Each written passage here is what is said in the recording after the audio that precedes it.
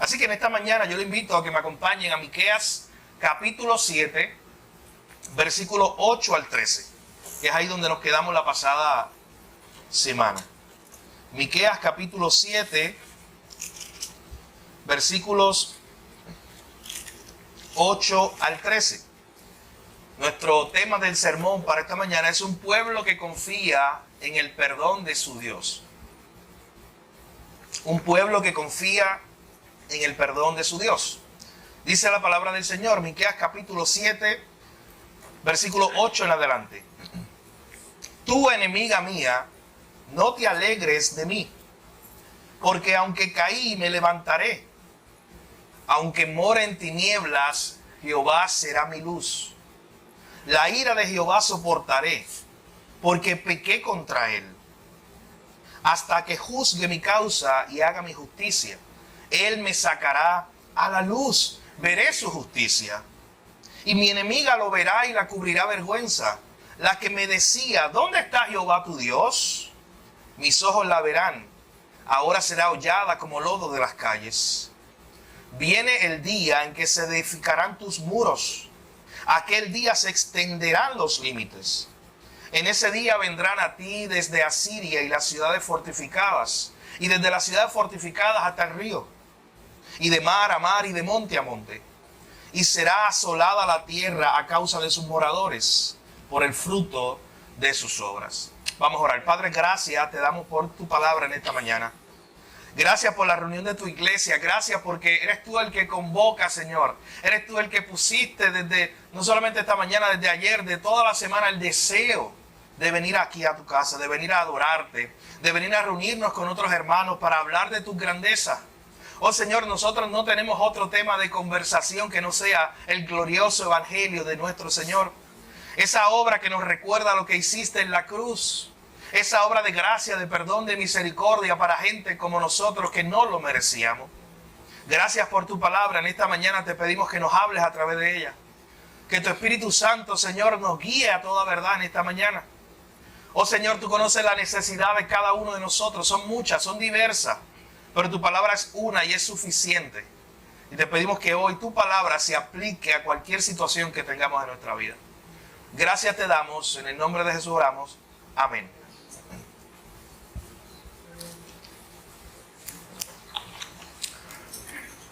En el año 1623 se publica oficialmente lo que es una de las obras más famosas de William Shakespeare. Es una de sus obras más cortas, es mi favorita de hecho, y la obra se llama Macbeth o Macbeth. Y esta obra trata sobre este hombre llamado Macbeth, que un día de regreso de una gran batalla se encuentra con 3 mujeres en el bosque, en el camino. Y estas mujeres le dan una profecía. Y en esta historia, que es una historia mezclando la historia con la fantasía, le dan una profecía a estas 3 mujeres y le dice, ¿sabes qué? Tú vas a ser el próximo rey de Escocia. Él no era rey en ese momento, él era un soldado. Así que cuando él recibe esa profecía, algo empieza a calar en su mente. Y tú vas pasando las páginas del libro o viendo la obra de teatro y te das cuenta de lo que ocurre. Algo empieza a trabajar en su mente. Oye, alguien me dijo que yo iba a ser rey. Oye, pero hay un problema, ya hay un rey allí. Así que el pecado del hombre lo que hace es que él empiece a pensar de que él necesita salir de ese rey para él convertirse en el nuevo rey de Escocia. A él se lo cuenta a su esposa y su esposa empieza a hacer un plan muy malévolo. El rey se va a quedar pronto en un lugar cercano a donde ellos viven, así que planifican todo un asesinato. Si me habían profetizado que yo voy a ser rey, decía Macbeth, pues yo voy a ser rey. Pero llega un momento donde está todo planeado y usted está leyendo la obra y parece que todo va a ocurrir y Macbeth, este personaje, se está hablando a sí mismo. Y él dice lo siguiente, escuche. Si con hacerlo no hubiera nada más, lo mejor entonces sería hacerlo sin tardanza. Él está hablando del asesinato del rey. Si solo con este asesinato se acabaran todas las consecuencias. Si esa puñalada fuera el todo aquí abajo y no hubiera más consecuencias. Él se está hablando a sí mismo. Y él está diciendo, oye, yo quiero hacer esto, pero yo sé que van a haber consecuencias. Yo quiero hacer esto, pero imagínate si hubiera un mundo donde no hubieran consecuencias. Noten lo que él está reflexionando. Él dice, imagínate si hubiera un mundo donde yo pudiera pecar, donde yo pudiera cometer un acto que yo quiero cometer y no hubieran consecuencias. Noten que él dice, oye, si solamente con este acto fuera el todo aquí abajo, o sea, no hubiera nada más. Si solamente con este acto acabara todo y no hubieran consecuencias.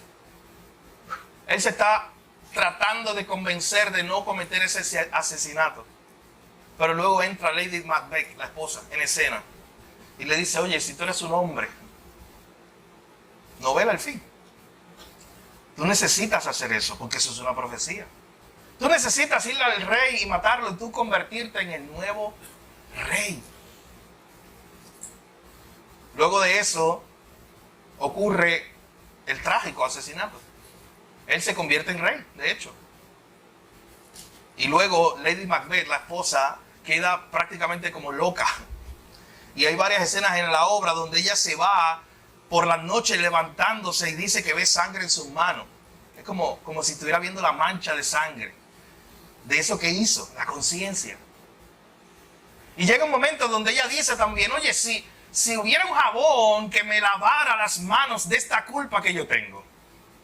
Y hay un momento donde ella dice, yo sé que ni todos los jabones de Arabia, que eran los mejores jabones de su época, me podrían lavar de esta sangre que yo tengo encima. Y no era sangre literal, ella no cometió el asesinato. En ese momento, era la culpa, era la conciencia. Luego de eso, Macbeth sufre grandes consecuencias que yo no les voy a contar para que usted lea el libro, para que usted lea la obra. Pero hasta ahí, hasta ese momento, usted tiene que saber esta idea, cómo este autor, William Shakespeare, trata de implementar, de implantar en su obra una historia, esta imagen del hombre luchando con su conciencia, del hombre luchando con esta idea de qué pasaría si yo pudiera pecar sin consecuencia. ¿Qué pasaría si ya cometí un pecado, pero yo mismo pudiera ir a un lugar para lavarme? ¿Existirá un lugar donde yo me pueda lavar de mis pecados? Esa es la pregunta que hacía Lady Macbeth. Hermano, hay mucho debate sobre si William Shakespeare era un creyente o no. Claro, era creyente nominal, porque en esa época, estamos hablando del siglo XVII, todo el mundo era cristiano. Cultural. Todo el mundo iba a la iglesia, culturalmente. No todo el mundo tenía la convicción, pero culturalmente todo el mundo iba a la iglesia. Y aunque sí él plasma muchas verdades bíblicas y del evangelio en sus escritos, todavía hay debate sobre eso. Pero algo que él logra hacer es plasmar esta idea. No solamente lo hace Macbeth, en muchas de sus obras. De qué hace el hombre con su conciencia que está sucia. Cómo el hombre lucha con su conciencia y dónde encuentra un lugar para lavarse. Para Lady Macbeth no había un lugar. Ni los mejores jabones del mundo podían lavar su culpa. Pero mi hermano, usted está en la iglesia. Usted está en Cristo. Y si usted está aquí es porque usted, por gracia de Dios, ha escuchado de que existe un solo lugar donde usted puede ir a lavar todos sus pecados. O sea, hay una buena noticia. A mí me gustaría meterme en la historia, de esta historia que a ti te gustaría entrar y decirle, Lady Macbeth, sí, si tú te arrepientes, hay un lugar donde tú puedes ir. El único lugar, de hecho. Donde aunque tengas que pagar consecuencias por tu pecado, porque tendrás que pagar consecuencias, sí es un lugar donde si verdaderamente te arrepientes, encontrarás perdón y podrás lavar tus manchas. Y podrás lavar tu conciencia, podrás lavar tu corazón. Mi hermano, la cruz tenemos que verla como ese manantial de vida, como decían los himnos antiguos. Hay un himno antiguo que se llama así. Como ese manantial de vida donde todavía se purifican nuestros pecados a través de lo que ocurrió allí en la cruz. Es el único lugar donde encontramos perdón. Es el único lugar donde encontramos misericordia. ¿Y por qué yo empiezo con esta historia, mi hermano? No solamente para que usted se vaya a su casa hoy, esta tarde, y se lea la última parte de Macbeth y conozca el final. Yo comienzo con esta historia, mi hermano, porque precisamente lo que hablaremos de hoy tiene que ver mucho con esta idea de qué hace una persona que se ha dado cuenta que ha pecado contra Dios. Para repasar, ustedes noten lo que le pasa a este pueblo. Miqueas es un profeta que le está hablando a un pueblo que estaba ciego por su pecado. Miqueas es un profeta que le está hablando a un pueblo que mientras Dios le daba bondades, mientras Dios era una y otra vez bueno con ellos, usted sabe, lo hemos leído, Dios era bueno con ellos todo el tiempo y este pueblo le daba la espalda a Dios. Llega un momento donde Dios los detiene y le dice, oye, ven acá, vamos a sentarnos. ¿Qué yo te hice para que tú me rechaces? ¿Se imagina eso? Dios diciéndole eso a su pueblo. Y el pueblo pecaba una y otra vez contra su Dios. De hecho, llega un momento, lo vimos la semana pasada, en la primera parte de Miqueas capítulo 7. Llega un momento, mis hermanos, donde se describe el escenario. ¿Y ustedes se acuerdan todo lo que se describe? Miqueas vive en una época donde, para empezar, no habían frutos. Perdón. Para empezar, no habían frutos. O sea, él si tenía hambre, no encontraba un lugar para comer. Luego dice que si él miraba para el lado para encontrar a un amigo, a alguien que lo ayudara, dice, no, todo el mundo se ha desviado, no hay ni un justo, no hay ni un hombre recto. Todos son asesinos. Luego incluso él dice, oye, si yo voy a mi casa, ¿se acuerdan ese verso? Eso está ahí, la semana pasada, Miqueas 7. Aún los de mi casa, yo no puedo confiar en ellos. Así que Miqueas se encuentra solo en una sociedad perversa, en una sociedad que estaba pecando, que se estaba alejando de Dios. Se encuentra aislado. Y es ahí donde aparece ese famoso verso 7 con el cual culminamos el pasado domingo. Señor, yo voy a poner mi esperanza en ti, yo voy a mirar a ti. Yo voy a mirar a ti, yo voy a esperar en ti. Y yo voy a confiar en que tú eres el Dios que me va a escuchar. Así terminaba esa historia. Pero imagínate, este pueblo pecando una y otra vez contra Dios y Dios levantando profetas para que le dijeran al pueblo, tienes que arrepentirte. Mi hermano, tú sabes que los profetas son un regalo de Dios, era un regalo de Dios para el pueblo. Porque este pueblo seguía pecando y pecando y pecando y no tenía a nadie que le dijera, si no tuviera profeta, no tenía a nadie que le dijera, estás pecando contra Dios y vas a pagar las consecuencias. Mi hermano, es un regalo de Dios, su palabra, es un regalo de Dios, su Espíritu Santo, para nosotros.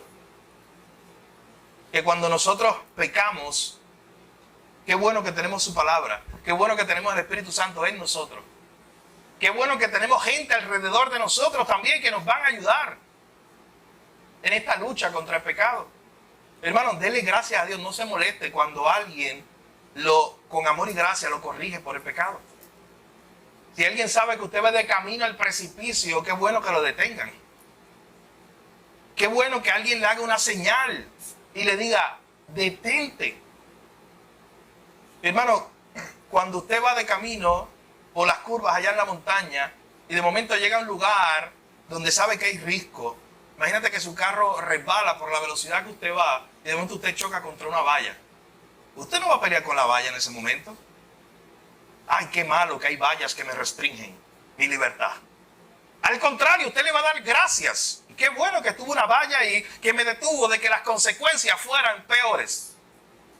Así que mi hermano, este pueblo, qué bueno que tenía profetas, que tenía una voz, que Miqueas estaba allí y Dios lo estaba utilizando para llamar la atención de este pueblo y para decirle, arrepiéntete de tu pecado, ve al Señor. Y este pasaje que veremos hoy es un punto culminante en toda la historia de Miqueas. Porque mi hermano, todo lo que hemos visto hasta aquí es el pueblo pecando, el pueblo dándole la espalda a Dios, Dios siendo bueno con el pueblo, Dios dándole gracia, pero el pueblo alejado de Dios. Pero este es el primer momento donde encontraremos al pueblo de Israel en Jerusalén reconociendo que verdaderamente necesitan de Dios. Escuchando esa voz del profeta. Y es aquí, mis hermanos, cuando comienza los versículos 8 en adelante. Miren ese versículo 8, nuestro primer punto. Confianza en el poder, en el perdón de Dios.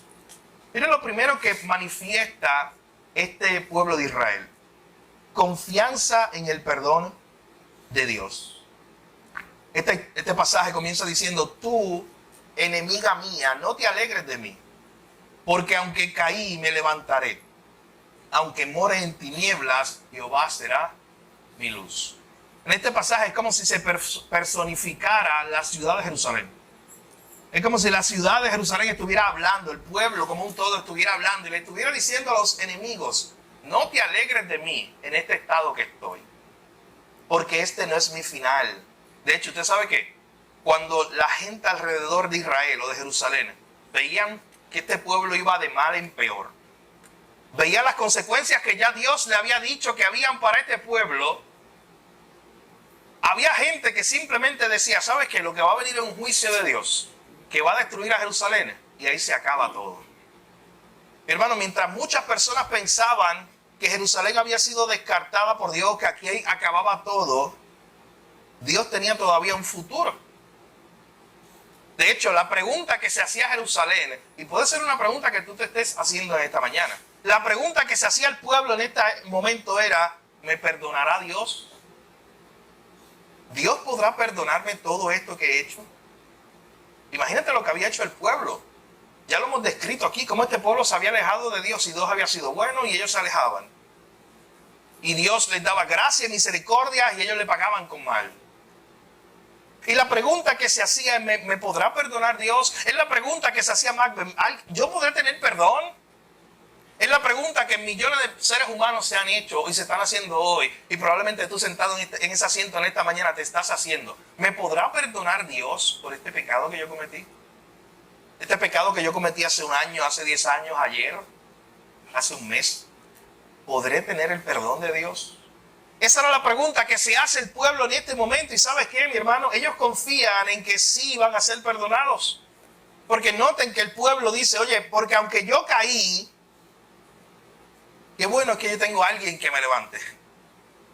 Aunque yo caí, me levantaré. Aunque more en tinieblas, Jehová será mi luz. Hermano, miren esta confianza que este pueblo tiene en el carácter de Dios. ¿Sabes por qué? Porque ellos habían cambiado, pero su Dios no había cambiado. Ellos se habían alejado, pero su Dios no se había alejado. Ellos se habían apartado y se habían ido a vivir una vida alejada de Dios, pero Dios estaba en el mismo lugar. Ellos conocían el carácter de Dios. Y ellos sabían que si se iban a arrepentir, iban a encontrar perdón por sus pecados, era solamente en un lugar, ir a regresar a Dios. Con vergüenza, con carga, con humillación probablemente. Pero ¿a dónde más irían? ¿A dónde más irían? Sino al Señor. Y miren la convicción que el pueblo tenía, aunque caí me levantaré, aunque more en tinieblas, Jehová será mi luz. En otras palabras, ellos tenían la convicción de que no importa cuán oscuro ellos hayan caído, la luz del Señor iba a llegar sobre ellos. Hermanos, si algo nos enseña esta historia también, es que Dios puede cambiar aún el peor escenario. Porque ¿sabes cuál era el escenario para esta gente? Que viniera el juicio de Dios y el pueblo se destruyera y se acabara la historia. Y el libro de Miqueas, ¿sabes cómo se pudo haber acabado? Antes de este versículo 8. Con el pueblo yendo a la destrucción y el profeta mirando a Dios diciendo, Señor, allá ellos, yo les advertí el mensaje. Ellos se van a destruir, ellos van a pagar las consecuencias, yo te voy a mirar a ti. Y ya, y usted cerraba la página. Pero usted se va a sorprender, mi hermano, cuando continuemos viendo lo que ocurre de aquí a 2, 3 semanas, cuando terminemos el libro. Porque el libro termina con una gran esperanza. Dios no había terminado con su pueblo. Hermano, esto es un buen recordatorio de que Dios es fiel, aunque tú y yo seamos infieles. Esto es un buen recordatorio de que Dios es más fiel a su pacto de lo que tú eres. Eso es un buen recordatorio de que Dios está más interesado en ti de lo que tú estás interesado por Él. Y de que Dios ama a su pueblo y cuida a su pueblo. Así que este pueblo se hacía esta pregunta, ¿me perdonará Dios? Ellos tenían la convicción de que en Dios encontrarían perdón. Y de que aunque estuvieran caídos se podían levantar porque tenían a Dios que los iba a levantar. Que aunque andaran en tinieblas, aún ellos, no importa las tinieblas que andaban, la luz de Dios podía alcanzarlos nuevamente. Pero eso no es esperanza. Saber que no importa el lugar más oscuro donde tú te encuentres, la luz del Señor te puede alcanzar allí. El perdón de Dios te puede alcanzar allí. ¿Sabes que eso no es una licencia para pecar? De hecho, eso es lo que decía Pablo. Pablo hablaba de la gracia y del perdón de Dios y después decía, oye, ¿pecaremos entonces para que la gracia abunde? ¿Sabes qué él contestó? En ninguna manera. El perdón de Dios no es una licencia para pecar. No es esta idea de, pues yo puedo pecar y Dios me va a perdonar. Y mañana vuelvo a pecar y Dios me va a perdonar. Y al otro día vuelvo a pecar y Dios me va a perdonar. Mi hermano, si ese es tu corazón, tienes que en esta mañana arrepentirte de tus pecados porque no estás en Cristo, estás lejos de Cristo. Estás viviendo para ti y no para Dios. Estás usando a Dios como si fuera el genio de la lámpara de Aladín, que es el que te va a ayudar cuando tú lo necesites, pero mientras tanto vives en tu pecado. No, mi hermano, la idea que se presenta en esta historia y en toda la Biblia es la idea que se presenta en 1 de Juan, capítulo 2, verso 1. Porque allí, escuche bien, usted ha escuchado este pasaje, en 1 de Juan, capítulo 2, verso 1 dice: hijitos míos, estas cosas les escribo para que no pequen. Pero si alguno hubiere pecado, porque todavía estamos en esta carne y luchamos contra el pecado, no estamos en el cielo todavía, o sea que estamos pecando o luchando contra el pecado todavía. Si alguno ha pecado, abogado tenemos para con el Padre, a Jesucristo el justo. Qué bendición saber eso, mi hermano. Que nosotros estamos luchando contra el pecado y aun si caemos en el pecado, podemos ir a Cristo. Este pueblo sabía eso, sabía que podían ir al Señor y recibir perdón por sus pecados. Yo estoy leyendo el Evangelio según Marcos. Y en el Evangelio según Marcos, algo que ha llamado mi atención en los últimos días es en Marcos capítulo 3, cuando hay una escena donde Jesús está viendo a los fariseos que no creen en Él. De momento, Jesús va a sanar a un paralítico. ¿Y tú sabes que los fariseos se enojan? Jesús sana a un hombre de la mano seca. No, pero es que sanaste a un hombre el día sábado. Hoy no podía sanarlo, tenía que ser mañana. ¿No se imagina eso? Entonces, Jesús ve eso. Y cuando Jesús ve eso, el texto que me llamó la atención fue cuando allá en Marcos capítulo 3 dice que Jesús se enojó y se entristeció por la dureza del corazón de esta gente. Eso me dio fuerte a mí. Porque dice, mira cómo Jesús reacciona contra el pecado. Mi hermano, este es Jesús, este es tu Jesús, tu Señor. Que así reacciona a tu pecado y mi pecado. Dice que Jesús se enojó, se entristeció. Le cargó en su corazón eso. El que el pueblo tuviera un corazón tan duro. El que el pueblo fuera incrédulo.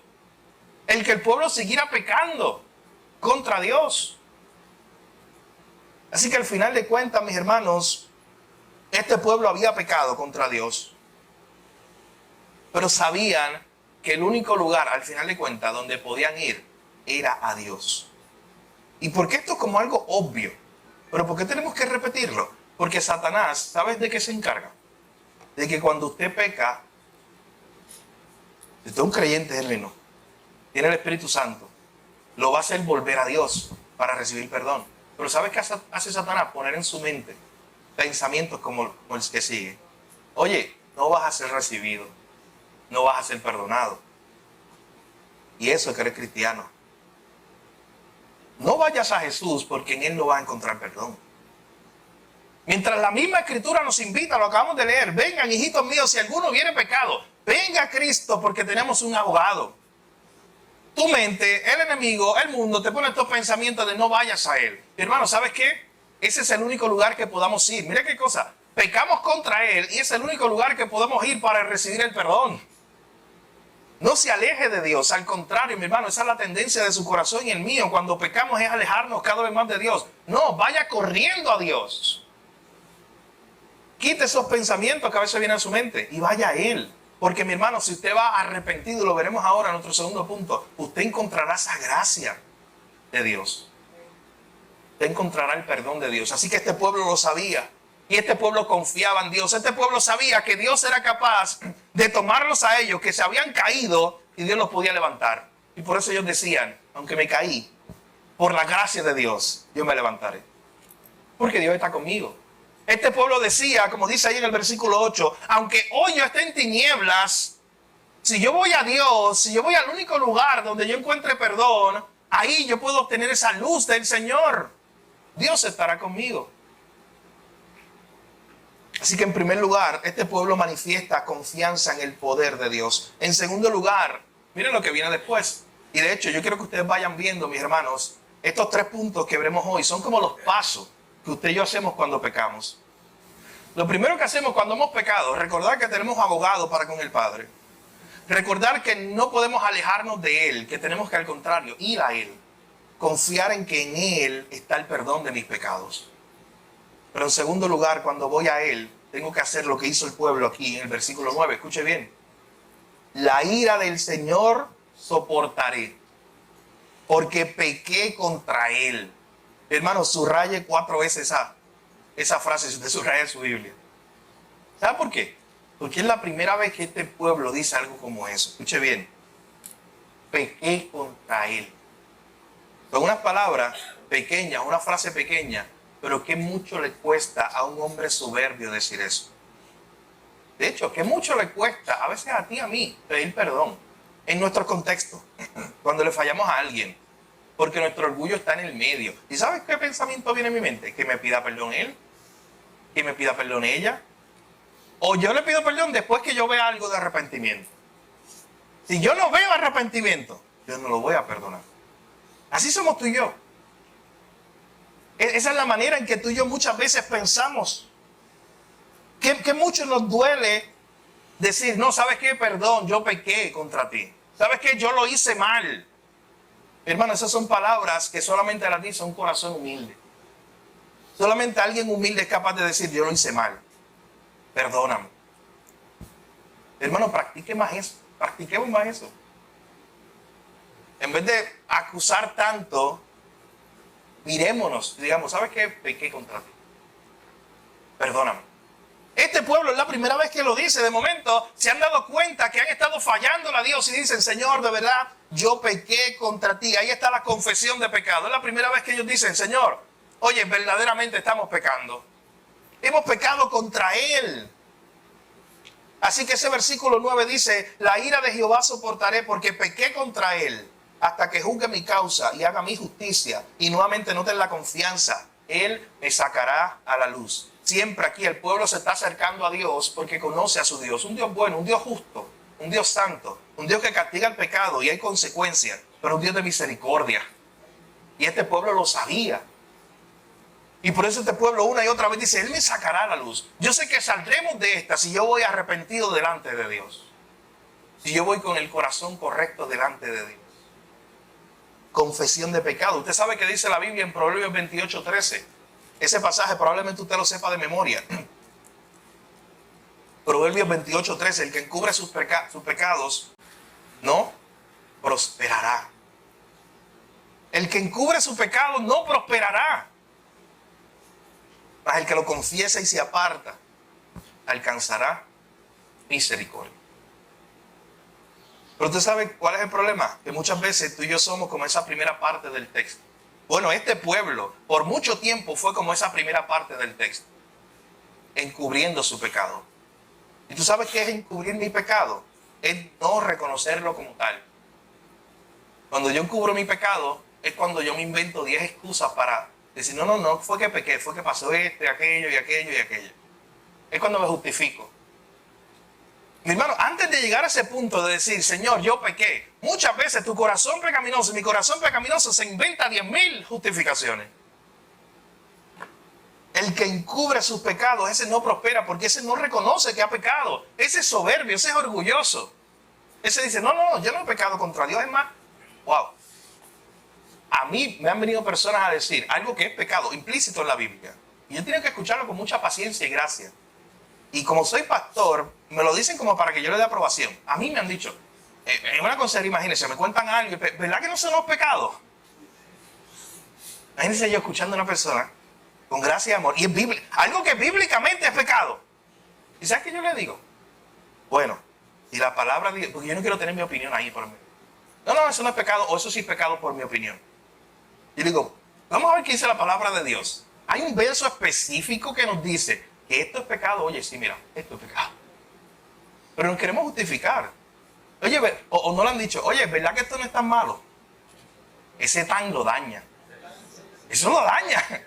¿Verdad que esto no es tan malo? Oye, no, pero no, ya es malo. Es malo un poquito, o es malo mucho, es malo. Es pecado. Así que, pero noten, ¿por qué tú y yo hacemos eso? Oye, porque ¿qué son? Buscamos la justificación. Así es, en vez de ir nosotros a Dios directamente y decir, oye, Señor, yo pequé contra ti. Como está haciendo este pueblo en este momento. Pero antes de eso, recuerden que el pueblo lo que hacía era justificándose una y otra vez. Pero hermano, esto no lo inventamos tú y yo. Desde que Adán y Eva están por ahí, esto existe. Usted recuerda la historia, Adán peca, Eva peca contra Dios. Dios les había dicho, mira, coman de todo, de todos los árboles, excepto de este. ¿Usted se imagina esa escena? ¿Usted se imagina el Edén? ¿Usted se imagina todos los árboles posibles para comer? Todas las variedades, todos los sabores. Y Dios le dice, de este, solamente de este no va a comer. Miren, podía haber 1.000.000 de árboles y uno para no comer. ¿Y sabes qué ellos iban a hacer? El pecado. Iban a comer eso. Es más, pudieran haber más que 2 árboles, uno para comer y uno para no comer. Y la tendencia del pecado los llevó a hacer lo prohibido. Lo que no se podía hacer.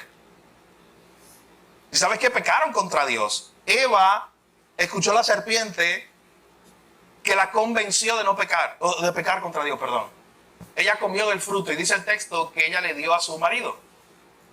Dios llama a Adán, porque Adán es el líder del hogar, de la casa, de esa relación. Y Dios le dice, Adán, vamos a hablar. ¿Qué pasó, Adán? Pecaron, Adán. ¿Y usted recuerda la historia? ¿Qué hace Adán? Adán le dice, no, la mujer que tú me diste. Hermano, aun cuando el pecado entra en escena en la Biblia, tenemos al hombre justificándose delante de Dios. Y es tan descarado que ¿sabes a quién culpa? Le echa la culpa a Dios. Ah, yo estaba tranquilo aquí en el jardín, tú me diste una mujer y ella me hizo pecar. Wow. Yo era feliz antes de que estuviera Eva, pero ella vino y entonces me hizo pecar. ¿Ustedes notan nuestra tendencia? Y Eva no se queda atrás, mira para el lado y dice, la serpiente. A alguien hay que echarle la culpa. En vez de decir, ¿sabes qué? Yo pequé contra Dios. Perdón porque yo pequé contra Dios. Que mucho pesan esas palabras. Desde Adán estamos luchando con eso. Aquí el pueblo lo tuvo que reconocer porque no tenía otra alternativa. Pequé contra él. ¿Sabes qué es pecar? En la Biblia se define como fallar al blanco. La imagen de la palabra pecado que ocurre en la Biblia es la imagen de cuando, es como si tú tiraras un arco con la flecha hacia un lugar, hacia un objetivo y fallas al blanco. O sea, no le das en el centro. Pecar, cada vez que tú pecas, fallas al blanco. O sea, no estás viviendo según el estándar de Dios, según la santidad de Dios. Entonces, la idea que se nos dice en este texto y en toda la narrativa bíblica es que el que encubre su pecado no prospera. Ese es el que no lo enfrenta. O ese es el que dice, sí, mañana enfrento este pecado. Hoy no. Ese es como el faraón que quería una noche más con la rana. Allá, lea de eso después allá en la historia del Éxodo, de las plagas. Eso es como cuando Agustín de Hipona, un teólogo importante del siglo IV, V, del norte de África, estaba luchando contra la lujuria. Él era muy lujurioso, un joven muy lujurioso, un estudiante de filosofía. Y un día empezó a escuchar el Evangelio, Dios empezó a trabajar con él. Y un día le hizo una oración a Dios y le dijo al Señor, Señor, quítame la lujuria, pero no hoy. Quítame la lujuria, pero permíteme una vez más. Permíteme pecar una vez más. Ese no es el pecador que se ha arrepentido verdaderamente. No lo está enfrentando. De hecho, la idea del Proverbio 28:13 es: el que encubre su pecado no prosperará, pero el que se aparta, el que se arrepienta y se aparta, ese alcanza misericordia. Este pueblo, mi hermano, lo que vemos allá en el verso 9, es que este pueblo pecó contra Dios, se estaba arrepintiendo en ese momento y se quería apartar de su pecado para esperar la misericordia de Dios, para esperar la luz del Señor que llegara a sus tinieblas, para esperar el cuidado de Dios, para esperar que Dios los rescatara y los perdonara. Entonces, ¿usted quiere otro ejemplo de esto? David. David es un gran ejemplo de esto. David pecó contra Dios. David tomó una mujer para sí que no era su esposa. David pecó contra Dios. Luego mandó a matar a su esposo. Usted conoce la historia en 2 de Samuel capítulo 11. Es bien fuerte la escena cuando David le da un papel a Urías y le dice, mira, tienes que ir allá a tu jefe. Y en ese papel, ¿sabes qué estaba? La condena de muerte. En ese papel decía, el papel que él estaba cargando. Y él como buen soldado fiel, confiando en su rey, no lo abrió en todo el camino. Estaba sellado. Y él fue y le dio ese papel al general. ¿Sabes qué decía en ese papel? Ponme a Urías, el mismo que estaba entregando el papel. Pónmelo allá al frente de batalla, donde va a morir de seguro. Así que David planifica asesinato, comete adulterio, peca contra Dios. Y llega un momento entonces cuando un profeta de Dios llamado Natán lo confronta. Y le dice, ¿sabes qué? Te voy a contar una historia. Había un hombre que tenía más que una corderita. Y vino otro, ¿y ¿sabes qué hizo? Se la quitó. Y David se enojó. Se enojó en gran manera por la historia de una corderita. Y dijo, hay que hacer justicia y no se puede tener misericordia con ese hombre.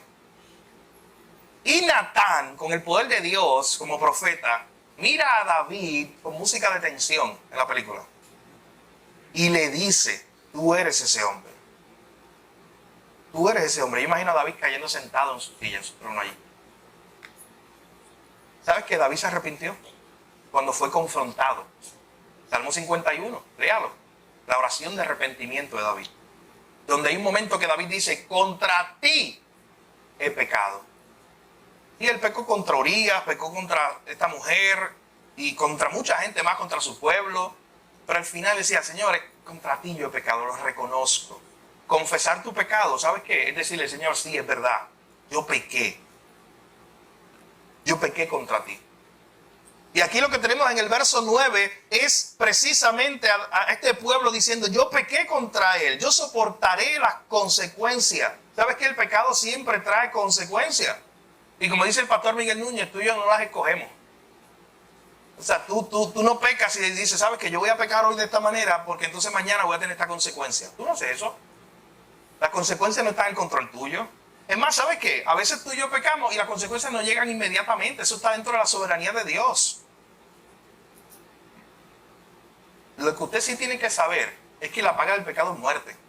Y siempre las consecuencias del pecado no arrepentido llegarán. De hecho, David mismo enfrentó sus consecuencias. Mi hermano, y es parte de ser un hijo de Dios. ¿Sabes por qué? Porque Dios, al que ama, disciplina. Lo corrige. Pero tenemos aquí a un pueblo que ha pecado contra Dios. Tenemos que avanzar porque no hemos salido del verso 9. Son 3. Así que tenemos aquí confianza en el perdón de Dios. Esa confianza de que Dios me va a perdonar, de que no importa que haya caído, que no importa que esté en tinieblas, yo sé que Dios tiene poder para sacarme de aquí. En segundo lugar, voy a Él, porque no hay otro lugar que yo pueda ir, y voy a Él confesando mis pecados, no poniendo excusa, no atrasando el proceso, no diciéndole, Señor, mañana quiero lidiar con este pecado. No, es hoy, en este momento. Diciéndole, Señor, yo voy a enfrentar tu ira, las consecuencias, lo que venga, pero yo quiero decirte que yo pequé contra ti. La confesión de pecado. Y en tercer y último lugar, vean los versículos 10 al 13. Esperanza de restauración. Así que noten que estas 3 cosas van en orden. Yo primero confío en que hay un lugar donde yo puedo ir, aunque mis pecados sean perdonados. En segundo lugar, yo voy allí, yo voy a Cristo. Yo confieso mi pecado, sin excusa. Señor, pequé. Y en tercer lugar, yo espero, confío y tengo esperanza que voy a ser restaurado. ¿Usted sabe que la Biblia está llena de historias de restauración? Bueno, vaya desde Génesis y vaya viendo qué personaje está sin mancha. Empieza con Adán. ¿Qué personaje está sin mancha? Y te dice, bueno, está por ahí Adán. Personaje de estos importantes está Noé. No, Noé fue un hombre de Dios, un pregonero de justicia. Noé hizo lo que hizo de que predicó la palabra para que la gente se arrepintiera y hizo el arca y la gente no quiso escucharlo, así que él se montó con su familia. Ese es un héroe, ese está bien, no tiene mancha. ¿Sabe qué hizo? ¿Usted recuerda? se acabó el agua. Y tan pronto se acabó el diluvio y el agua bajó, y él bajó del barco. ¿Sabe qué hizo Noé? Se embriagó. Y lo dice ahí clarito. Y hay muchas consecuencias de lo que ocurrió tras eso. De hecho, hay un autor que dice, ¿sabe por qué eso ocurrió? La humanidad apenas ahora iba a empezar de nuevo. Eso es una nueva creación, prácticamente. Porque imagínate, todo el mundo murió. ¿Quién estaba ahí? Solamente Noé y su familia. ¿Y sabe por qué eso ocurrió? Dice un autor, y tiene mucha lógica. Para que la gente estaba esperando la simiente de la mujer. Alguien que vendría a corregir lo que Adán había hecho. Para que la gente no pusiera a Noé en la nube. Para que la gente no pusiera a Noé y dijera, no, este es el que estamos esperando. ¿Sabes? Que se mostró su pecado, quedó público, quedó evidente. No, este no es. Hay que seguir esperándolo. Pero busque cualquier personaje. Todos ellos pecaron, mi hermano. Pero todo aquel que en la Biblia usted lo ve que pecó y de momento termina con una historia de restauración. Miren David. ¿Cómo hoy hablamos de David como un hombre conforme al corazón de Dios? ¿Cómo hablamos hoy de David como el autor de los salmos? El hombre que sabe que es el personaje que más se menciona en la Biblia. David. Tanto en el Antiguo como en el Nuevo Testamento combinados. Sí hay esperanza de restauración. Bueno, ve al mismo pueblo de Israel lo que estamos viendo. Miqueas le está diciendo, ustedes van a ser destruidos por el pecado. Pero aún en medio del juicio siempre hay una promesa de restauración. Miren lo que ocurrió aquí en el versículo 10. Los enemigos estaban viendo, los pueblos de alrededor de Jerusalén estaban viendo lo que estaba pasando. Ellos estaban viendo que el Dios de Israel estaba castigando a su pueblo. Y ellos decían, ¿sabes qué? Aquí se va a acabar la historia de este pueblo. Dios va a enviar un rayo, Dios va a enviar fuego, Dios va a hacer algo y va a destruir a este pueblo. Y los enemigos empezaron a ver eso. Y miren lo que dice el versículo 10. Mi enemigo lo verá y la cubrirá vergüenza. Y la que me decía, ¿dónde está Jehová tu Dios? O sea, los enemigos se preguntaban, ¿dónde está tu Dios en medio de todo esto? Y no sabían que Dios era parte de ese proceso. Y no sabían que Dios los estaba llevando por el desierto y estaba permitiendo que ellos estuvieran ahí para luego restaurarlos. Y no sabían que el que estaba detrás de todo, enviando a Asiria, enviando a Babilonia para destruir a Jerusalén, era Dios mismo. Y no sabían que Dios tenía un plan de a través del fuego purificar a este pueblo. Era Dios mismo. La gente se preguntaba, ¿dónde estaba Dios? Dios estaba detrás de escena haciendo todo esto. Miren el versículo 11, viene el día, y aquí está la promesa de restauración. Miqueas entonces, después de que escucha la confesión del pueblo, el pueblo pecó. El pueblo confió en el poder de Dios para perdonar. El pueblo confesó su pecado. Y miren aquí la esperanza de restauración. El profeta entonces les contesta y le dice, viene el día en que se edificarán tus muros. Hermano, cuando Miqueas dice esto, aún no se habían caído los muros de Jerusalén. Pero él ya está siendo implícito y está diciendo, ¿sabes qué? Ustedes se arrepintieron. Hay unas consecuencias que van a pagar. Hay unas consecuencias por su pecado. Pero sabes que tienen que mirar más allá. Dentro de esas consecuencias viene un ejército y va a destruir los muros. Pero yo quiero darles una esperanza de que como ustedes han confesado su pecado, Dios los va a restaurar. Viene el día en que se edificarán tus muros. ¿Y sabes que así pasó? Usted sabe que después de que el pueblo fue destruido, este pueblo fue destruido, pasaron 70 años y Dios envió ¿a quién? A Nehemías, a Esdras. Y levantaron otra vez el pueblo, levantaron otra vez los muros. Pero lo que me gusta de Miqueas, y lo hemos visto antes en este libro, mi hermano, es que él siempre va mucho más allá. Y los profetas hacían mucho eso. No solamente daban una profecía de algo que iba a ocurrir pronto, sino tenían una imagen de algo más allá. Mire lo que dice después. Aquel día se extenderán los límites. En ese día vendrán a ti desde Asiria y las ciudades fortificadas, y desde las ciudades fortificadas hasta el río, y de mar a mar, y de monte a monte. De momento, aquí, mis hermanos, Miqueas no solamente está pensando en la Jerusalén física, que sería restaurada en algún momento. Él de momento empieza a hablar de una Jerusalén celestial. Él de momento empieza a hablar de que llegará un día donde el pueblo de Dios no solamente sería ese pequeño pedacito allí en el mar Mediterráneo, cerquita del mar Mediterráneo. Que llegaría un día donde de todas partes vendrían Oh, mi hermano, ¿esto no le acuerda a Pentecostés? De todas partes del mundo llegando allí en ese momento a escuchar el evangelio, para entonces después ir a predicar ese evangelio a todo lugar. De todo lugar vendrían, de costa a costa, de mar a mar, vendrían gente para ser parte del pueblo de Dios. Así que Dios no solamente restauraría este pueblo para ser un pueblo más. Dios estaba mirando el futuro. Dios le daría un futuro glorioso a este pueblo, mi hermano. Yo quiero leer este verso antes de terminar en la Nueva Traducción Viviente. Escuche bien lo que dice. Nos ayuda a entenderlo mejor. Este mismo pasaje que tenemos delante. De Miqueas capítulo 7. Miren conmigo el versículo 10 en adelante. Dice: entonces mis enemigos verán que el Señor está de mi lado. Ellos serán avergonzados, aquellos que se mofaban diciendo de mí. Entonces, ¿dónde está el Señor, ese Dios tuyo? Con mis propios ojos yo veré su ruina. Como lodo en las calles serán pisoteados. En aquel día, Israel, tus ciudades serán reconstruidas y tus fronteras se extenderán. No solamente Dios restauraría el pueblo, Dios haría que las fronteras de Jerusalén o de Israel se extendieran.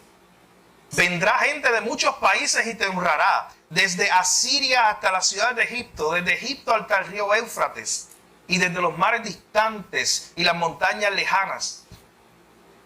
Pero miren lo que aparece en el versículo 13. Sin embargo, la tierra se volverá vacía y desolada a causa de la perversidad de los que la habitan.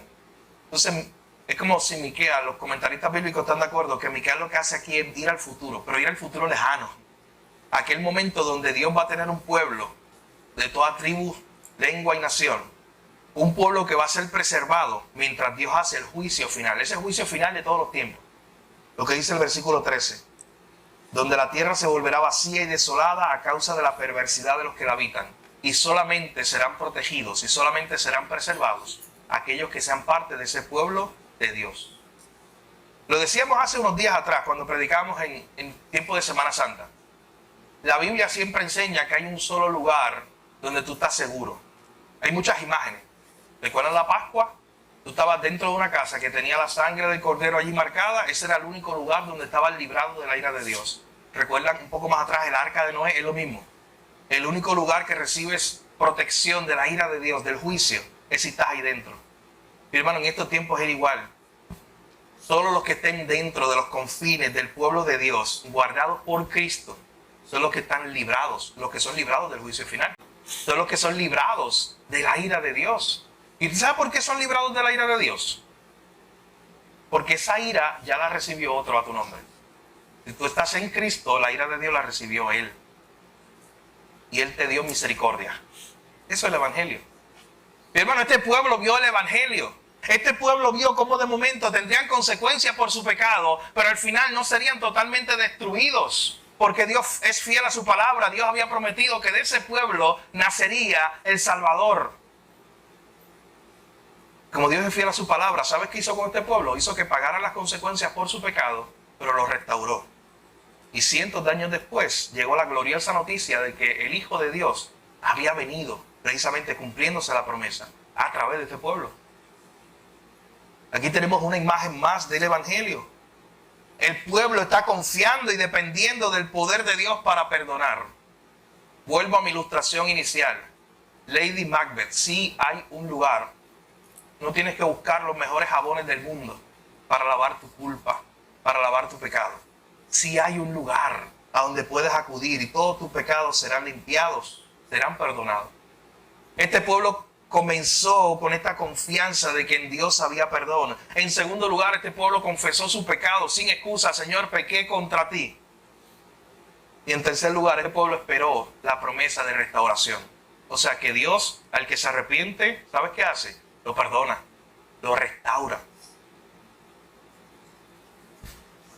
El autor que dice que el arrepentimiento, el verdadero arrepentimiento, aparta la vista de ti mismo y la pone en Cristo. Y encuentra en Él un Salvador suficiente para cada necesidad. Quizá en esta mañana tú estás aquí y tú dices, pero es que tú no sabes la naturaleza de mi pecado. Tú no sabes la extensión de mi pecado. Y yo sé que mi pecado no tiene perdón de Dios. ¿Sabe que cuando pensamos en eso, pensamos que el pecado es más fuerte que Dios? Y pensamos que hay pecados que Dios no puede perdonar. Hermano, pero si tú vienes a Cristo arrepentido por tus pecados, hoy hay salvación en Él. Y tú y yo podamos tener la confianza que tuvo este pueblo. Es decir, me he alejado de Dios, me alejé de Él. Voy a confiar en que yo no puedo ir a ningún lugar porque no voy a encontrar perdón en ninguna parte. Él me puede perdonar. Así que voy a ir a Él para que me perdone. Pero voy a ir con el corazón correcto. Voy a confesar mi pecado. No voy con excusa. Y ¿sabes qué, mi hermano? No lo intente. A veces usted va delante de Dios a tapar las cosas. Mi hermano, Dios ve todo. Dios conoce todo. No intente justificarse. No intente decir, Señor, yo pequé porque aquel. Yo pequé porque aquella. Yo pequé por aquella situación. No, mi hermano, vaya delante de Dios y dígale, Señor, yo pequé contra ti. ¿Y por qué he venido a ti? Porque escuché un día que en ti había perdón. Y quiero recibir ese perdón hoy. ¿Tienes un pecado que confesarle a Dios? ¿Sabes que es un buen momento para hacerlo hoy? Un pecado que tú puedas ir delante de Dios a decir, Señor, he pecado y quizás me he justificado tantas veces. Quizás antes de escuchar este sermón, quizás he llevado trayendo excusa tras excusa. He estado lidiando con esto, Señor, y ya no sé qué hacer, porque no puedo inventarme una excusa más. Mi hermano, ve a Cristo hoy, en este momento, confiesa tu pecado, y ¿sabes qué? Experimentarás ese perdón de Dios si vas con el corazón arrepentido. Y saldrás de aquí con una carga menos. Saldrás de aquí, mi hermano, libre. Hoy cantamos que hay libertad en Jesús. Disfruta de esa libertad en Jesús. No sigas cargando esas cosas. Ve a Cristo hoy. Puedes disfrutar esa libertad. No tienes que levantarte por la mañana otra vez diciendo, ¿sabes qué? Mira este pecado, que no he hablado con nadie, que no lo he confesado, que no he ido a Dios. Ve a Dios hoy. Y quizás tú dices, sí, pero es que siento vergüenza de ir a Dios. ¿Sabes qué? Pero es que ¿a qué otro lugar tú vas a ir? No hay otro lugar. Hay que ir a Dios. Dios se va a enojar conmigo. Dios no me va a amar. Dios me va a rechazar. Pero hermano, estás concentrándote demasiado en ti mismo. ¿Sabes que si tú estás en Cristo, la ira de Dios cayó sobre Cristo? Y significa que Él te puede perdonar porque Cristo murió en tu lugar. Así que no te enfoques en el poder de tu pecado y en cuán grande fue tu pecado. Confiésate delante de Dios y enfócate en el poder de Dios para perdonar pecados. ¿Reconoce que puede Dios cambiar cualquier escenario que parezca perdido en esta mañana? Para este pueblo, aún los pueblos de alrededor decían, ¿sabes qué? ¿Dónde está tu Dios ahora? Se acabó tu historia. Ya, vas a recibir un castigo y ya. Pero es que esa gente no conocía el carácter de Dios. Esa gente no conocía que este Dios era un Dios de perdón. Un Dios que amaba verdaderamente a su pueblo, mi hermano. Un Dios que amó tanto a su pueblo que envió a su Hijo a morir por nosotros, para darnos perdón. Mi hermano, asómbrese, viva asombrado de esa hermosa enseñanza. Recuérdese a usted mismo esta mañana, salga de aquí gozoso porque usted fue perdonado. Porque todos sus pecados fueron perdonados en la cruz. Dele gracias a Dios hoy por eso. Y vaya delante de Él, sin excusa, Señor, he pecado contra ti. Me voy a apartar de este pecado. Yo no puedo solo. Te pido que me ayudes hoy. Mi hermano, usted va a experimentar esa paz de Dios, ese poder de Dios para perdonar pecados. ¿Y sabes qué? Ya no tiene que lidiar con ese pecado. Ya no vuelva ahí. Ya Cristo lidió con eso. Dios tiene poder para perdonar el más grande pecador. ¿Sabes quién era ese? Tú y yo. Y Dios nos perdonó. Disfruta de ese perdón todos los días. Vaya a Cristo. Y si tú estás en esta mañana aquí y no has ido a Jesús, hoy es el día de salvación. No importa, no pongan excusa. Dile hoy al Señor, perdona mis pecados. Reconozco que soy pecador. Y que la única forma de salvarme es mirando la cruz, es mirándote hoy, Señor, y pidiéndote perdón por mis pecados. Sálvame hoy. No puedo salvarme yo mismo. No me puedo lavar mis pecados yo mismo. Yo sé que hay algo mal en mí, pero solamente tú puedes limpiarme. Ve con esa oración al Señor si nunca lo has hecho hoy. Nosotros como iglesia queremos orar por ti y acompañarte en ese proceso, pero ven a Cristo hoy. Hermano, disfrutemos para la iglesia. Disfrutemos ese perdón de Dios. Vayamos a Él porque no hay otro lugar a donde podamos ir. Y después, ¿sabes qué podemos hacer? Ir a todo el mundo a contarle y decirle, ¿sabes que yo había pecado contra Dios? Mi pecado era muy grande, pero más grande fue su amor. Más grande fue su gracia. Más grande fue su misericordia para un pecador como yo. Y Él me salvó. Hay perdón para ti también hoy. Este pueblo lo experimentó. Vamos a orar. Padre, gracias, Señor. Gracias por tu palabra, Señor. En esta mañana hemos visto cómo este pueblo por fin reconoció su pecado. Ellos estaban ciegos a su pecado. Ellos estaban poniendo excusas, justificándose por su pecado. Pero llegó el día donde ellos vieron que verdaderamente habían pecado contra ti. Donde confiaron que no importa si ellos habían caído, tú los ibas a levantar. Donde confiaron en tu poder para levantar al caído, para ser luz en medio de las tinieblas. No importa cuán oscuro ellos estuvieran, tu luz llegaría a ellos. Este pueblo confesó su pecado delante de ti y dijo, pequé contra ti, Señor, sin excusa. Y este pueblo comenzó a ver que tú les prometías restauración. Que ellos pagarían las consecuencias por su pecado, pero que a largo plazo tú restaurarías ese pueblo. Y harías de ese pequeño pueblo una gran nación de hoy, de gente de toda tribu, lengua y nación. Oh Señor, gracias por recordarnos en esta mañana a través de este sermón que en ti hay perdón. Señor, que estemos agradecidos, asombrados por haber sido perdonados por ti. Pero que le podamos contar a todo el mundo, que no nos quedemos callados, que hablemos de esta gran obra del Dios perdonador, el Dios de toda gracia y misericordia, al que podemos acudir con nuestros corazones cargados y cansados, y Él nos hará descansar y Él nos perdonará, porque Cristo ya pagó el precio. Oh Señor, una vez más hoy te damos gracias porque el precio lo tenía que pagar yo, porque yo fui el que pequé.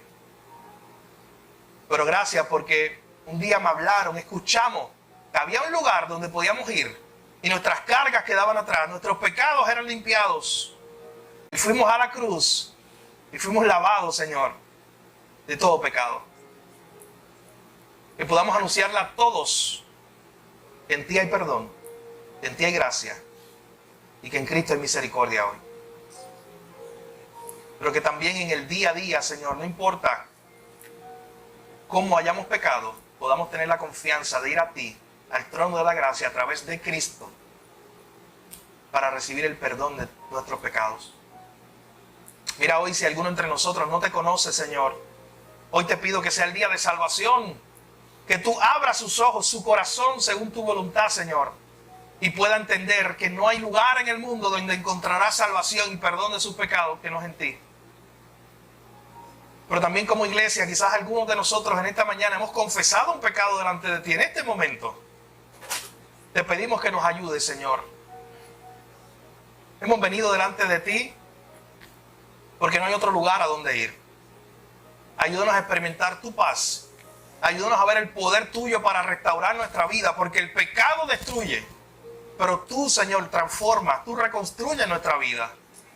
Esa vida que fue rota por el pecado, tú la reconstruyes.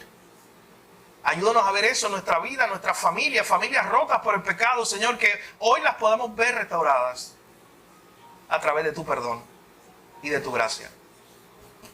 Gracias te damos, Jesús, por tu palabra. En tu nombre oramos, te lo pedimos todo. Amén.